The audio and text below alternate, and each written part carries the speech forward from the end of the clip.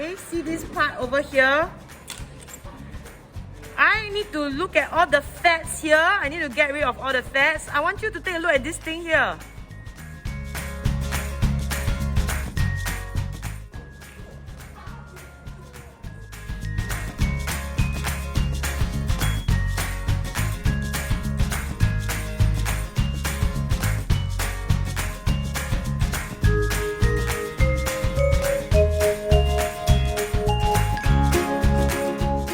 Look carefully. Very good. And then you have the black area, right? Okay, this white thing was the retina. This last part here, attached. Can you see this part that's attached? This was the optic nerve connected to this optic nerve. Got it? Okay, look at this whole part. It's all black. Correct?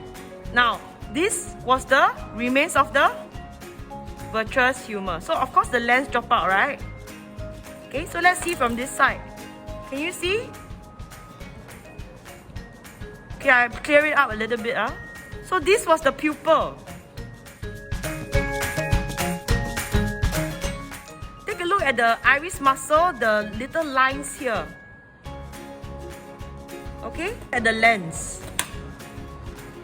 Okay?